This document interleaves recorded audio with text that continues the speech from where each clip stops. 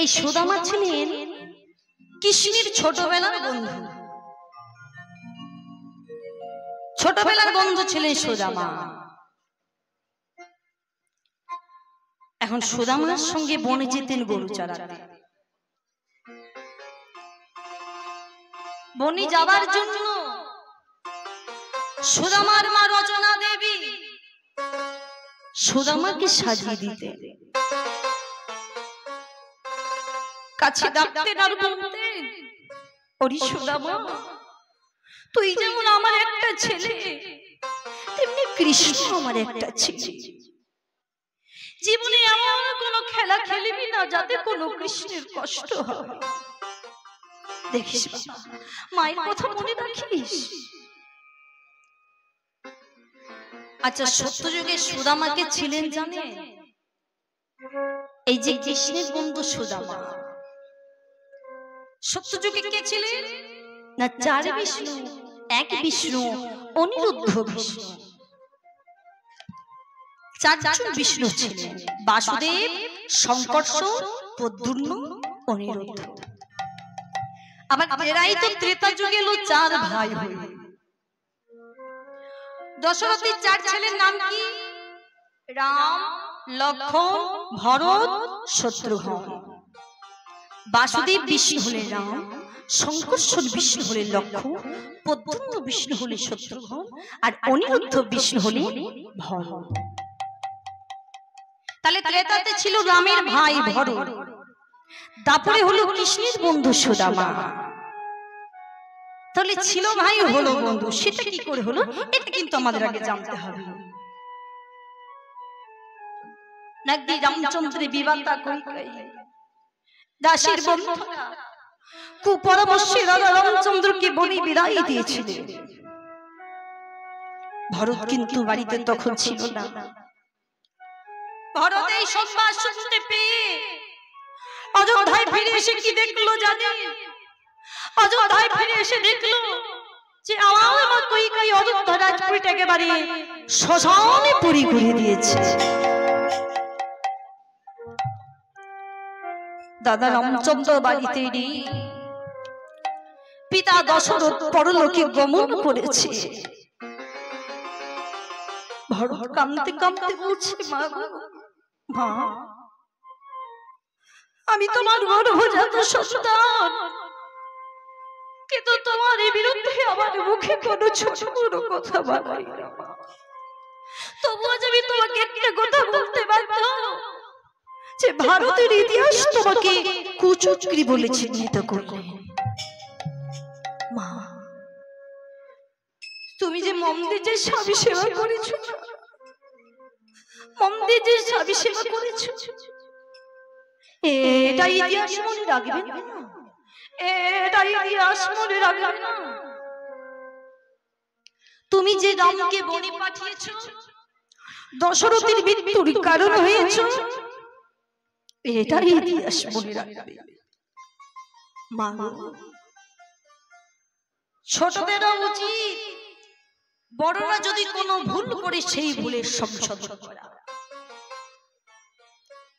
আজ আমি তোমার হয়ে দাদা রামচন্দ্রের কাছে খবর চেয়ে আমি আবার তাকে অযোধ্যায় ফিরিয়ে আনব। এই বলে ভরত গেল বনে। কাঁদতে কাঁদতে বলছে, দাদা দাদা, আমার মা যে তোমার প্রতি অন্যায় করেছে, আমার মা যে তোমার প্রতি ভুল করেছে, আমি আমার মায়ের হয়ে ক্ষমা চাইছি দাদা, তুমি অযোধ্যায় ফিরে চলো।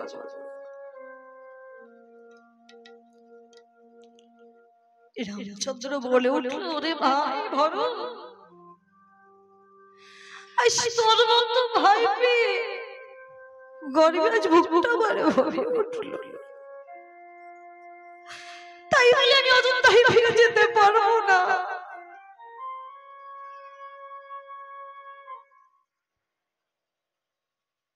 কেননা আমি যদি অযোধ্যায় ফিরে যাই তাহলে ইতিহাস বলবে যে রামচন্দ্র বড় লোভী ছিলেন।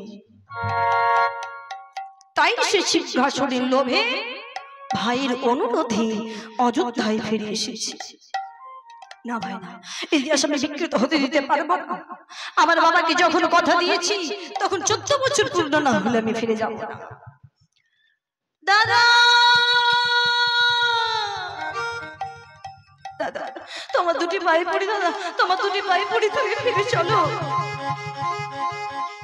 তুমি জানো না দাদা যে তোমাকে ছাড়া অযোধ্যা রাজপুরটা একেবারে শ্মশানে পুরি হয়ে গেছে। রামচন্দ্র বলে উঠল, ওরে ভাই ভরত, আজ তোর কোন অনুরোধই নাকে হ্যাঁ করাতে পারবি না, তবে তোর অনুরোধ আমার জানা রইল। 14 বছর পূর্ণ হয়ে গেলে আমি আবার অযোধ্যায় ফিরে যাব। তার আগে সত্যি কথা বলতে কি জানিস, তোর মতো ভাইবে না গর্বে আজ বুকটা আমার ভরে ভরে। দাদা তাহলে এক কাজ কর, তোমার পাদুকা দুটি আজ আমায় দাও।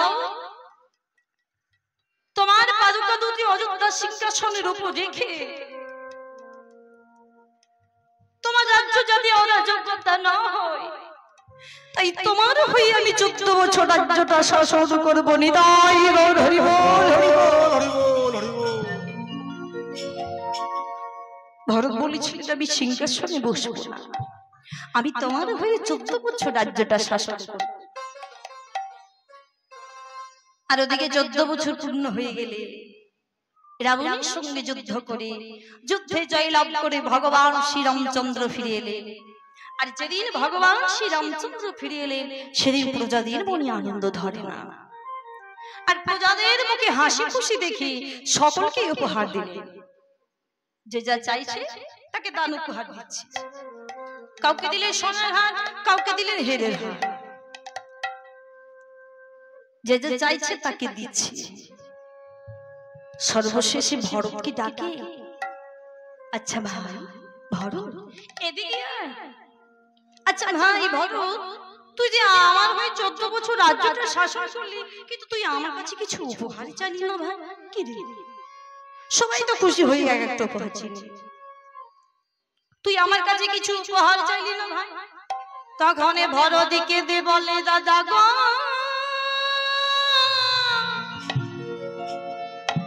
নিজের ভাই মনে করে যদি তুমি আমায় কিছু দেবে ভাবো, তুমি আমায় এই উপহারে দাও দাদা।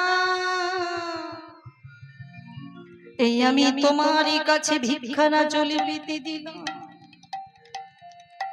আমি তোমার কাছে সোনা চাই না, হিরে চাই না, নিজের ভাই মনে করে যদি তুমি আমায় কিছু দেবে ভাবো, এই উপহারে দাও দাদা।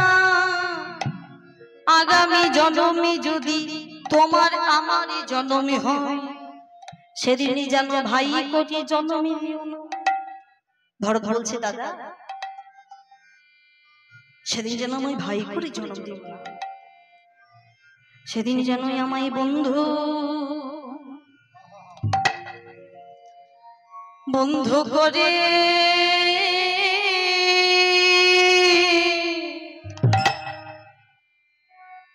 বন্ধু করে জন্ম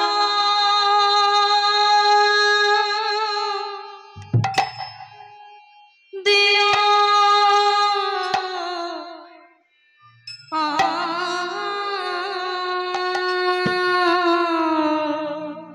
সেদিন জানে আমায় বন্ধু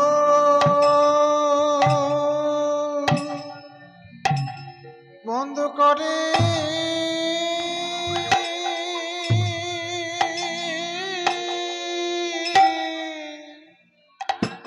বন্ধু করে আমায় জানা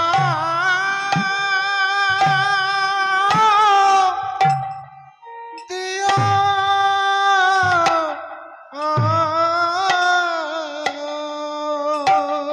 সেদিন যেন আমায় বন্ধু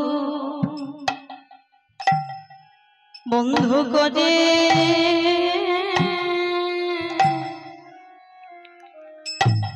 বন্ধু করে জানা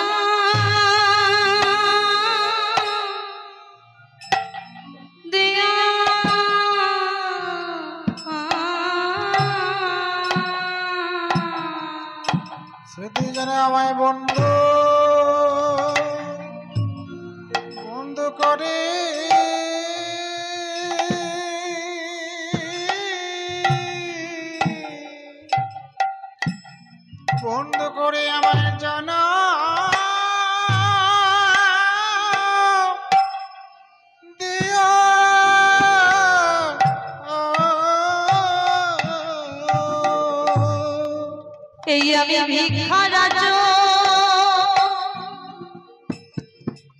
ভিক্ষারাজ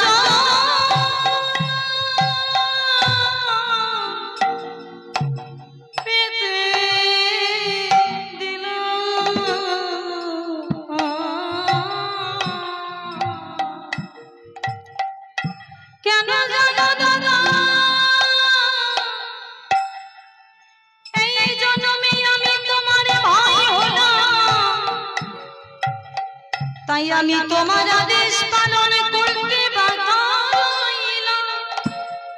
কি বলবো, আমি তোমার বড় ভাই, তুমি আমার ছোট ভাই। তুমি আমাকে যে আদেশ করবে তা আমি পালন করতে বাধ্য। তুমি আমায় বললে আমার পাদুকা নিয়ে বাড়ি ফিরে যাও। আমি তোমার আদেশ মতো তোমার পাদুকা নিয়ে বাড়ি ফিরে এলাম। কিন্তু আমি তোমার ভাই না হয়ে আমি যদি তোমার বন্ধু হতাম তাহলে তোমার আদেশ আমি শুনতাম না। যদি বন্ধু হতাম কি করতাম জানো? তোমাকে জোরে করে টেনে এই সোনার সিংহাসনের উপরে বসিয়ে দিতাম। কিন্তু ভাই বলি জোরে খাটানো দোবাই না, আর আমি তোমার আদেশ পালন করতে বাধ্য। তাই দাদা আগামী জন্মে যদি তোমার আমার জন্ম হয়, সেদিনে যেন ভাই করে জন্ম দিও, সেদিন যেন বন্ধ করে জন্ম দিও। আর বন্ধ করে জন্ম দিলে কি হবে জানো? সেদিন আমি আমার ইচ্ছা মতো তোমার সেবা করিব। ওই বাধা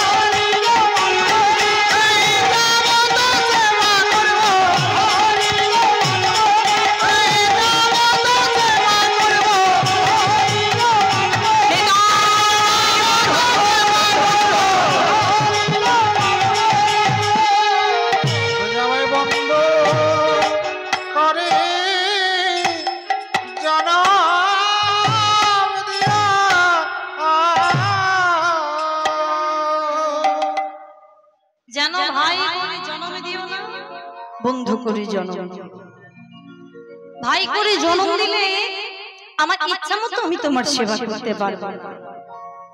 ভগবান শ্রী রামচন্দ্র বলেছিলেন তাই হবে ভাই বলো, তাই হবে। ওই আগামী দাপর যুগে আমি হব কৃষ্ণ আর তুই হবি আমার প্রিয় সখা সুদামা। তাই তো ছিল ভাই হলো বন্ধু। বৃন্দাবনের বনভূমিতে সেদিন মনের আনন্দে খেলা খেলা আমরা রামে কানাইয়ের শনি, আমরা রামে কানাইয়ের শনি খেলিব রে রাম কানাই নিতাই গো হরিব হরিব। রাম কানাই শোনে খেলিব রে, আমরা রামে কানাইয়ের শনি খেলিব রে খেলা খেলিব রে খেলা খেলিব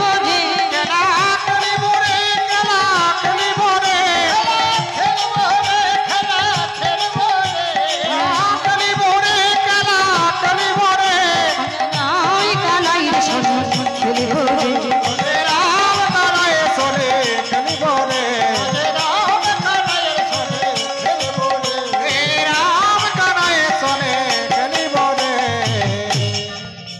আরে খেলা তো খেলবি, কিন্তু আজকে কি খেলা হবে? আজকে খেলা হবে রে কাঁধে করা। হ্যাঁ আচ্ছা শোন শোন, তোর আগে কি করবি বল? কাঁধে চড়বো। চড়বি? আচ্ছা ভক্তমণ্ডলী ভক্তিবতী মাইরা আপনারা কোন দলের নাম লেখাতেছেন? কড়া দলে নাকি চড়া দলে? হ্যাঁ বলে চড়তে যদি কেউ কি পাই, কেউ কেউ কাঁধে করতে চায়, চড়ার দলের নামটা বেশি ভাগ লেখাতে চায়। সবাই চড়বে বলে তার তো হবে না, কাউকে তো কাঁধে করতে হবে নাকি? কেন না বাবা, কৃষ্ণের বন্ধু কিন্তু কম ছিল না। আচ্ছা কৃষ্ণের কতজন বন্ধু ছিল? 24 জন। আর কৃষ্ণ বলরাম আছে মোট 26 জন খেলা। তাহলে এই যে কৃষ্ণের বন্ধু 24 জন, এদের নামগুলো আপনারা শুনে নিন। শ্রীরাম, সুদাম, দাম, বসুদাম, সুবল, মহাবল, সুবাহু, মহাবাহু, স্তবকৃষ্ণ, অর্জুন, লবঙ্গ, মধুমঙ্গল। আচ্ছা বাবা কতজন হলো গো? হ্যাঁ হ্যাঁ ঠিক বলেছেন। ওমা কতজন হলো? ওমা আপনারা গুনেনি, বাবারা কিন্তু ঠিক গুনে দিয়েছে। কতজন? 12 জন। এই 12 জনকে বলা হয় দ্বাদশ গোপাল। আরো 12 জন কে কে? হলায়ুধ, বরুদ্ধব, গন্ধর্ব, কিঙ্কিণী, অংশুমান, ভদ্রসেন, বসন্ত, বিলাসী, উজ্জ্বল, কোকিল, কলবিঙ্গ, পুণ্যবতী। তাহলে 12 জন 24 জন কৃষ্ণের বন্ধু। আর কৃষ্ণ বলরাম তো আছে মোট 26 জন খেলা। বলে শোন, কাঁধে চড়বো না, লটারি করো। যার কপালে লেখা আছে তাকেই কাঁধে করতে হবে। এখন লটারিটা কি? একটা গাছ থেকে 26টি পাতা তুলে আনা হলো, আর ওই 26টি পাতার মধ্যে 25টি পাতা ভালো রাখা হলো, আর একটা পাতার মাঝখানে ছিদ্রযুক্ত করা হলো, আর ওই 25টি ভালো পাতার সঙ্গে ছেঁড়া পাতাটি মিশিয়ে দেওয়া হলো।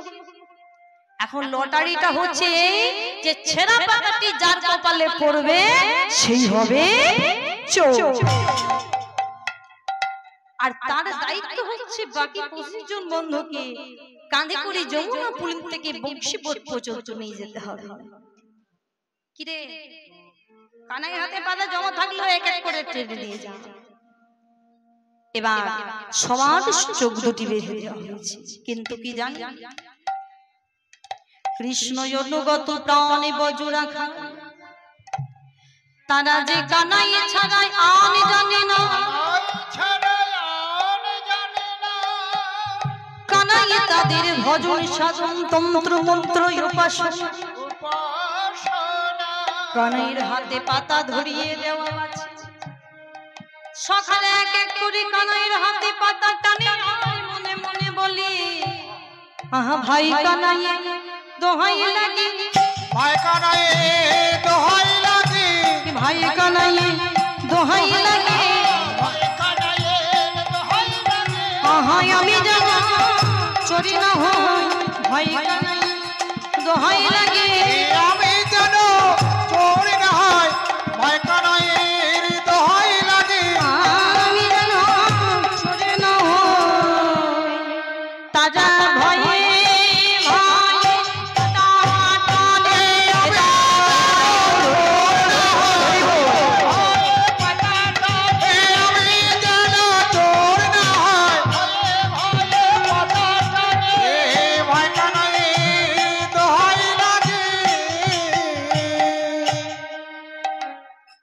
যে চোখের বাঁধনগুলো খুলেছে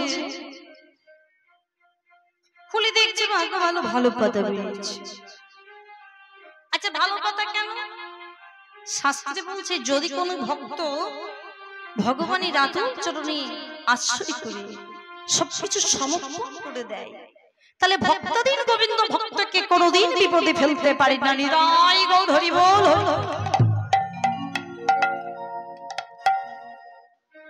সখারো তো ভগবান বলে কিছু জানে না কানাই সর্বস্ব কানাই ধ্যান জ্ঞান ভজন সাধন তন্ত্র মন্ত্র উপাসনা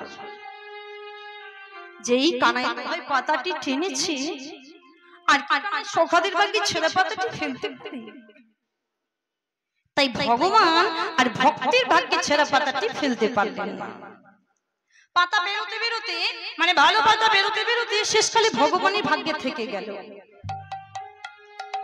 সত্যপ্রেমে মাতরা হয়ে খেলা খেলছে এখন ওই নিজের পাতাটি না দেখে সখাদেরকে জিজ্ঞাসা করছে এই শ্রীরাম শ্রীরাম আরে তুই কেমন পাতা পেয়েছিস দেখি না তোরটা আমার তো ভালো পাতা কই দেখি দেখি দেখ না আমার ভালো পাতা তুই তো ভালো পাতা পেয়েছিস রে এই সুবল আচ্ছা তুই কেমন পেয়েছিস রে দেখি তোর পাতাটা ভালো করে ভালো পাতা পেয়েছি দেখ না বাবা ভালো পেয়েছিস এই সুরমা আচ্ছা তুই কেমন পেয়েছিস দেখি খুব ভালো পেয়েছিস কানাই আরে বল না কানাই কানাই কেন করছিস কানাই তুই তো প্রত্যেকের পাতা দেখছিস তা তুই নিজের পাতাটা একবার দেখ না চুপ চুপ চুপ চুপ আগে নিজের পাতা নিজেকে দেখতে দিবি তারপর তোকে দেখাবো হ্যাঁ দেখ দেখ নিজের পাতাটা দেখ এই বলে কানাই করেছে কি যে এই পাতাটি খুলেছে পাতা খুলে দেখছে ওরে বাবা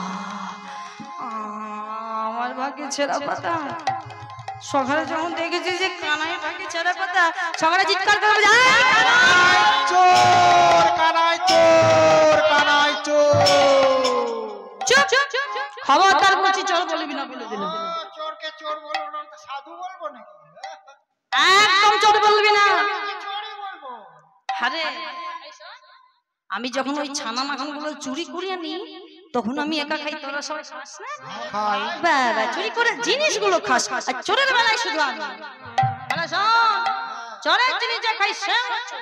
না না চোর নয় এখন কাঁধে চাপার শখ হয়েছে কাঁধে চাপ দিয়ে আয় তখন সোদা মারি লইয়া কৃষ্ণ ছুটিতে লাগিল সোদা মারে লয়া কৃষ্ণ ছুটিতে লাগিল মারি লইয়া কৃষ্ণ ছুটিতে লাগিল সোদা মারে লয়া কৃষ্ণ ছুটিতে লাগিল ছুটতে ছুটতে গেল কোথায় একটা প্রকই আমরা বিক্ষতলে আসিয়া দাঁড়ালো একটা পক্ষই আমরা বিক্ষতলে আসিয়া দাঁড়ালো একটা প্রকই আমরা বিক্ষতলে আসিয়া দাঁড়ালো একটা পক্ষই আমরা বিক্ষতলে আসিয়া দাঁড়ালো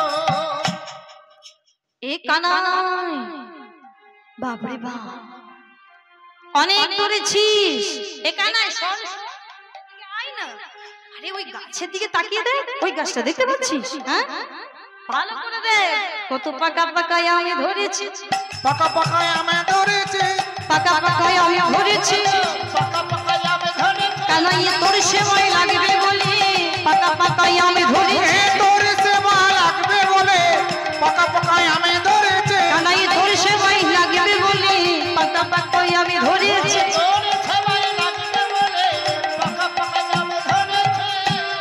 এ কানাই শোন শোন তো কাঁধে আমি চেপে আছি তো আমটা পাততে সুবিধা হবে টুক করে আগে একটা আম পেড়ে নি তারপর আবার দৌড়া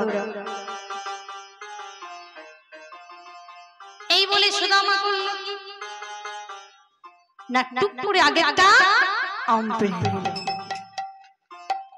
আম পেড়ে মনে মনে ভাবছে যে এই আমটা আমি খাবো নাকি কানাইকে দেব মনে ভাবলো না আমরা হলাম বৃন্দাবনের সখা বৃন্দাবনের সখা কানাইকে নামিয়ে আমাদের খেতে ভালো লাগে না ভালো লাগে না। আবার ভাবছেন আগে যদি কানাইকে দিই তাও তো ভালো দেখায় না কেন নয় আমাদের কংস রাজা বড় দুষ্ট রাজা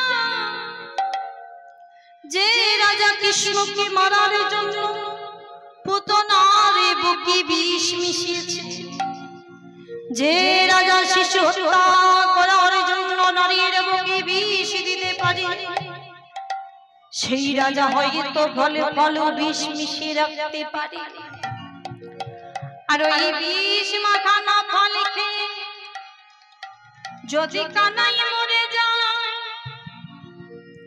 আমরা কে বাঁচাতে পারবো না কানাই মরে গেলে আমরা কেউ বাঁচাতে পারবো না কিন্তু বিষ মাখানো ফল খেয়ে যদি আমরা মরে যাই তবে কানাই আমাদের বাঁচাইয়ে দেবে কালী দহির বিষ জল যেদিন পান করেছিলাম আমি বলেছিলাম কানাই সেদিন আমাদের বাঁচাইয়েছিল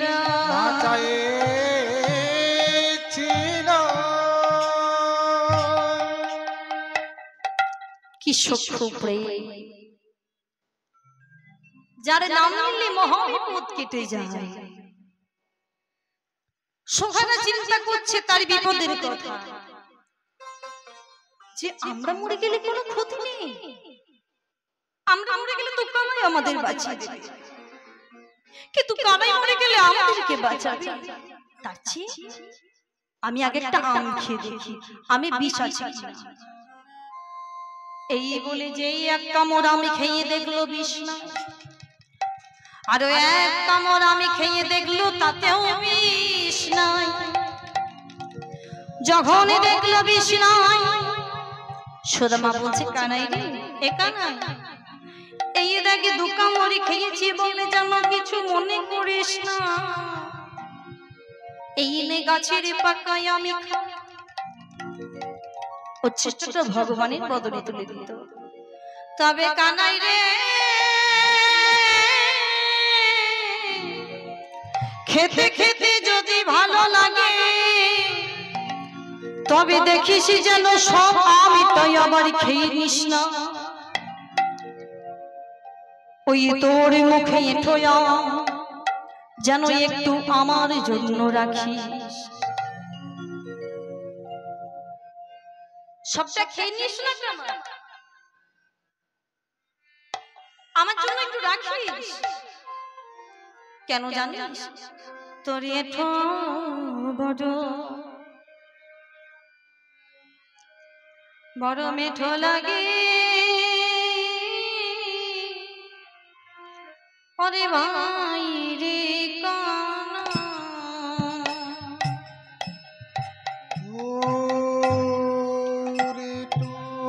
বড় মিঠো লাগে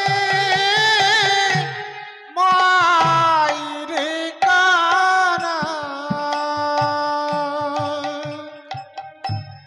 আমরা খাইতে বাগান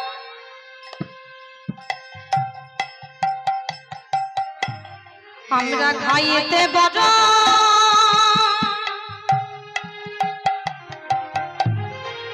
বড় সুখ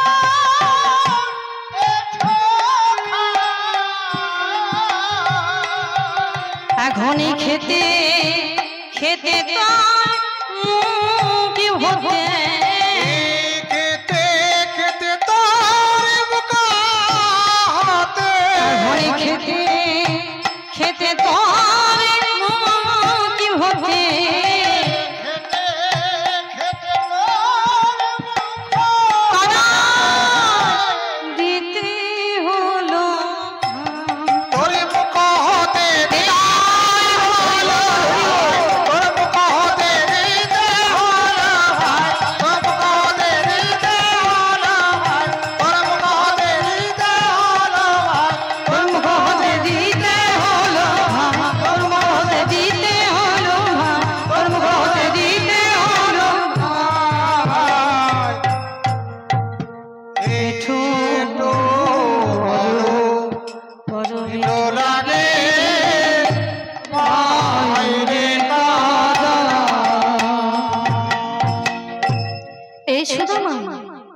একটা সত্যি কথা বলবি?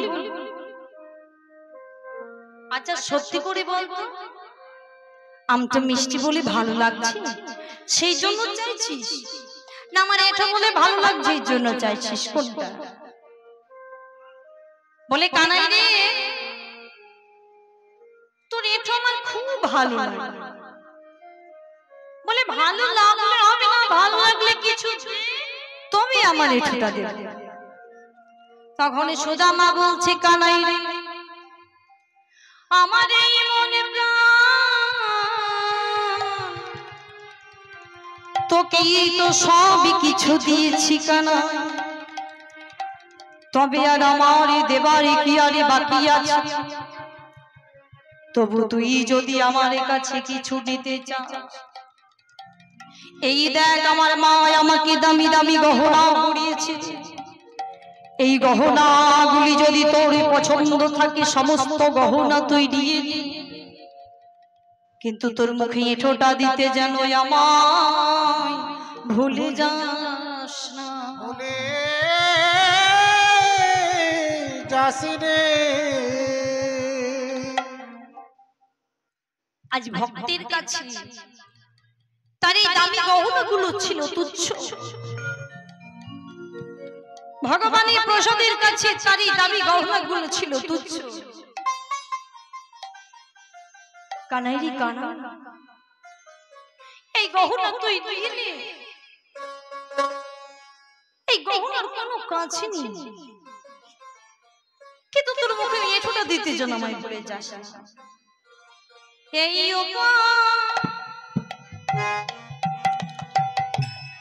হারে না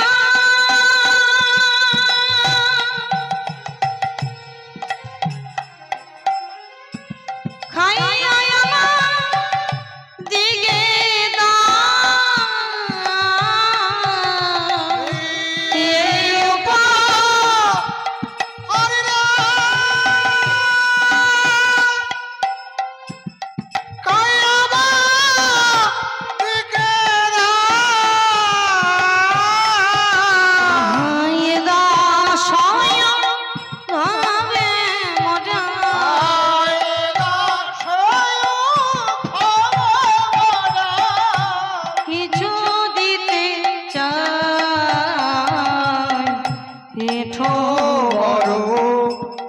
মেটো লাগে মাইরে কানা।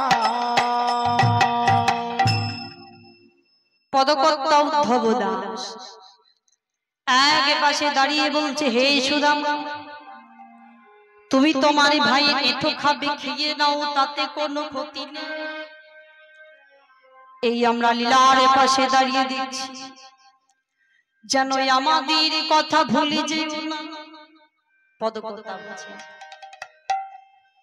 আমি খাবে খেয়ে না, তাতে কোনো ক্ষতি নেই সুদামা, কিন্তু আমিটা খেয়ে আমের আঁটিটা যেন এদিক ওদিকে ছুড়ে দিও না। আমরা সেই আশাতে বসে আছি, বসে আছি, সেই আশাতে বসে আছি, সেই আশাতে বসে আছি। প্রসাদের কোনা প্রসাদে পাবা হলে সেই আশাতে বসে আছি। প্রসাদ পেলে জীবন ধন্য হবে,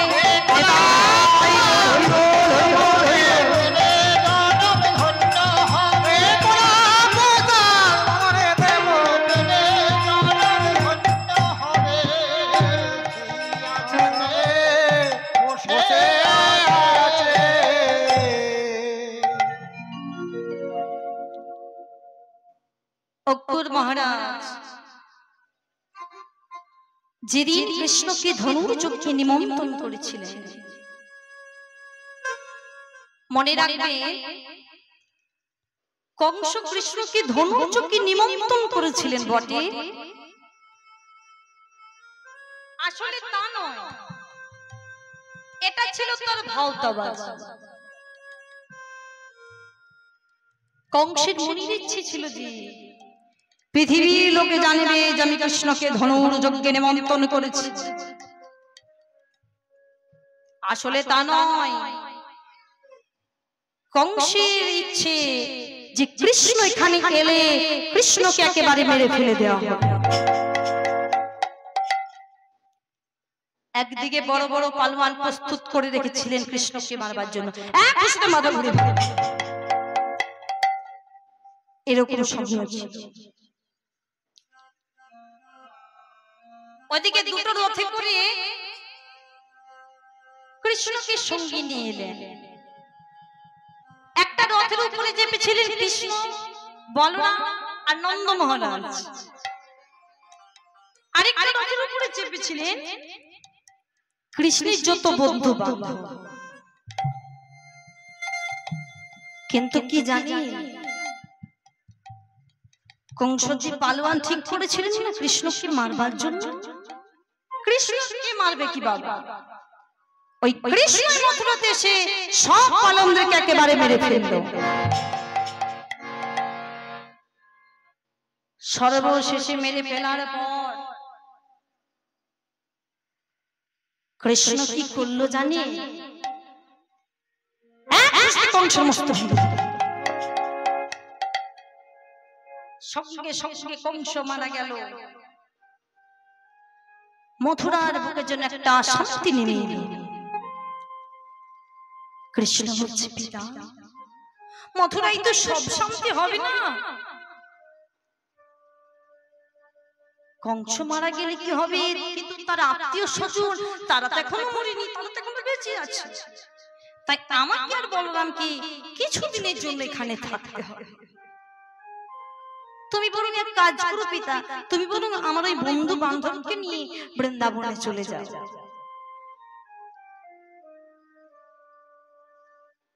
কৃষ্ণের আদেশ মতো বন্ধু বান্ধবদেরকে নিয়ে চলে এলেন। কিন্তু কি জানি, সুদামা কৃষ্ণকে এত ভালোবাসত যে কৃষ্ণের সঙ্গে সুদামার বিচ্ছেদ আর সহ্য হল না। বৃন্দাবনে আসার পর সুদামা একেবারে পাগলের মতো হয়ে গেল, বলে কানা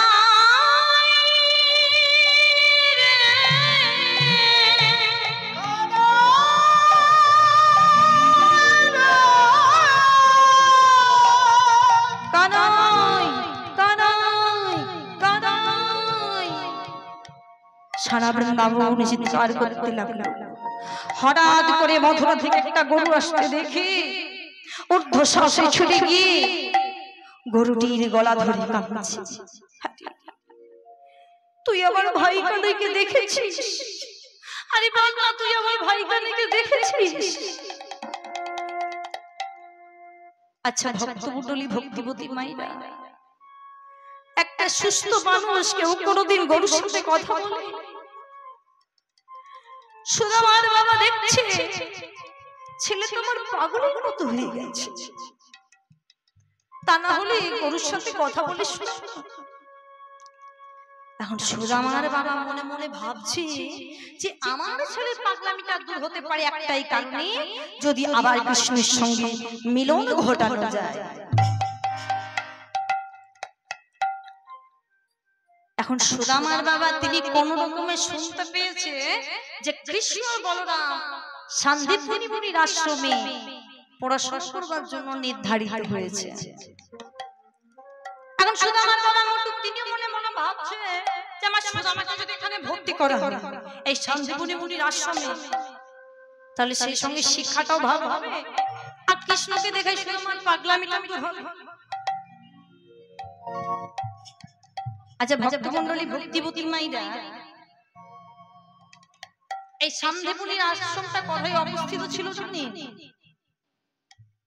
এটা হচ্ছে মধ্যপ্রদেশের পশ্চিম প্রান্তে উজ্জয়িনী বলে একটা শহর। উজ্জয়িনীতে হচ্ছে শান্তিপুরী মুনির আশ্রম। হাজার হাজার বছর আগে পৃথিবীর সমস্ত মানুষ আসতেন এই শান্তিপুরী মুনির আশ্রম। আজ কৃষ্ণ বলরাম এসেছে, ওদিকে সুদামাও এসেছে, বন্ধুত্ব আরো থাকলো, সেই সঙ্গে শিক্ষাটাও ভালো হবে। শিক্ষাটা দেশে সবাই তথায় মিলিল, শিক্ষালয় দেশে সবার তথায় মিলিল, শিক্ষা দেশে সবাই তথায় মিলিল।